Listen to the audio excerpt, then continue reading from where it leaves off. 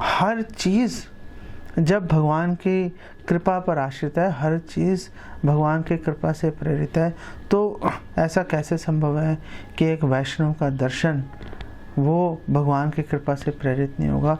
तो इससे ये सिद्ध होता है कि जो भी एक भक्त के जीवन में कार्य होता है, एक भक्त को अगर किसी व्यक्ति को शुद्ध भक्त के दर्शन होते हैं तो उस पे भगवान की कृपा है, तो ही उस पे उसको दर्शन होते हैं।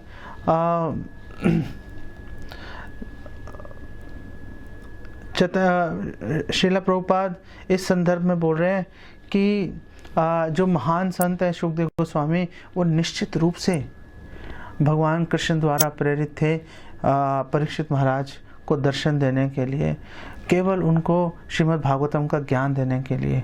तो कोई भी व्यक्ति वो भगवत धाम जाने की परम सफलता वो प्राप्त कर सकता है यदि वो भगवान के अनुग्रह का जो है पात्र है, और वो भगवान के जो शुद्ध भक्त हैं, जो उनके प्रतिनिधि हैं, उनको अच्छी तरह से उनको रिसीव करता है, उनका सत्कार करता है।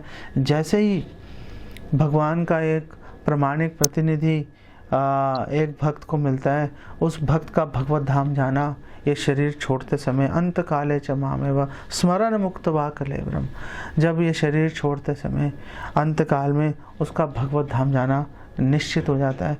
लेकिन श्रील प्रभुपाद कह रहे हैं, लेकिन यह एक भक्त की निष्ठा उसकी गंभीरता पर निर्भर करता है।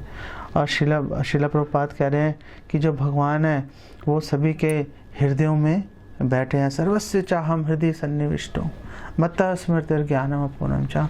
भगवान से स्मृति, ज्ञानम और भूलने की शक्ति आ रही है, और भगवान को पता है आपके हृदय में, हम सबके हृदय में क्या चल रहा है। तो श्रील प्रभुपाद कह रहे हैं कि भगवान अंतर्यामी रूप में, चैत्य गुरु के रूप में भगवान सबके हृदय में बैठे हुए हैं, और भगवान सभी जीवों के हृदय में क्या चल रहा है भगवान को अच्छी तरह से जानकारी है। इसलिए श्रील प्रभुपाद कह रहे हैं कि इसलिए जैसे ही भगवान ये देखते हैं कि कोई जीव जो है वो भगवत धाम जाने के लिए लालायित है, उसमें तीव्र इच्छा है, वैसे ही तुरंत एट वंस श्रील प्रभुपाद कह रहे हैं तुरंत भगवान अपने एक शुद्ध भक्त को उसके पास भेज देते हैं कि जाओ, जाकर उसका उद्धार कर दो। भगवत कृपा के ऊपर जब हम बात करते हैं तो भक्ति सिद्धांत सरस्वती ठाकुर बात कर रहे हैं भगवत कृपा के ऊपर, और भक्ति सिद्धांत सरस्वती ठाकुर कह रहे हैं कि गुरु केवल और केवल भगवान के कृपा से ही प्राप्त होता है। और उन्होंने बोला है, आगे उसको क्वालिफाई कर रहे हैं, यद अनुग्रहतः सन्ति। और भक्ति सिद्धांत सरस्वती कह रहे हैं कि हर चीज़, हर कार्य केवल भगवान की कृपा से ही संभव हो पाता है। अगर हम भगवान की कृपा अगर प्राप्त नहीं कर पाए तो हम कुछ भी उपलब्धि प्राप्त नहीं कर पाएंगे, चाहे हम कितना ही प्रयास क्यों ना कर लें। भगवान की कृपा ही सबसे अधिक महत्वपूर्ण है। अगर हम, हमारा हृदय में निष्ठा है और अगर हम उत्कंठित हैं भगवान के चरण कमलों को प्राप्त करने के लिए, तो निश्चित रूप से भगवान अपनी कृपा हम पर डालेंगे।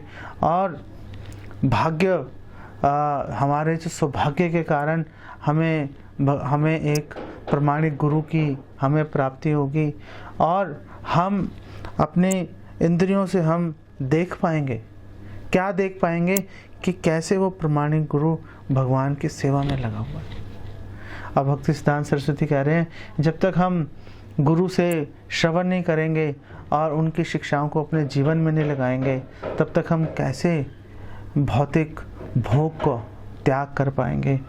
अगर हम गुरु से अच्छी तरह से श्रवण नहीं करेंगे, अगर जो व्यक्ति भौतिक आसक्ति इस संसार में पूरी तरह से आसक्त है, वो कभी भी गुरु से ठीक तरह से सुन नहीं सकता, और अगर ठीक से श्रवण नहीं किया तो वो कभी भी जो है शुभ गति कभी भी प्राप्त नहीं कर पाएगा। हमें इसके उदाहरण मिलते हैं 2 उदाहरण आपको संक्षेप में बताता हूँ। जैसे जब अक्रूर जी गए थे जब मिलने के लिए धृतराष्ट्र को, और उनको जाके बोलने के लिए गए थे कि आप प्लीज़ पांडवों के साथ सौतेला व्यवहार मत करो, उनको भी अपनी संतान समझ के व्यवहार करो। और उन्होंने कई उनको नीति वचन सुनाए थे। और धृतराष्ट्र ने कहा कि आपकी बातें तो बहुत अच्छी हैं, लेकिन क्योंकि मेरा हृदय वो पूरी तरह से आसक्त है दुर्योधन से, इसीलिए आपकी बात सुन तो रहा हूँ, लेकिन मेरे हृदय में नहीं ठहर रही। जैसे बादल में बिजली कौंधती है लेकिन उसमें ठहरती नहीं है, एक क्षण के लिए चमक देके चली जाती है। जब नारद जी ध्रुव महाराज से मिले थे, जब ध्रुव महाराज जंगल में गए थे अपनी सौतेली माँ के वचनों से आहत होकर, सुरुचि के वचनों से, और वहाँ पे भगवान को ढूंढने के लिए गए थे वो, तो नारद जी वहाँ पर गए थे और नारद जी ने उनको कई तरह से समझाने की कोशिश की थी।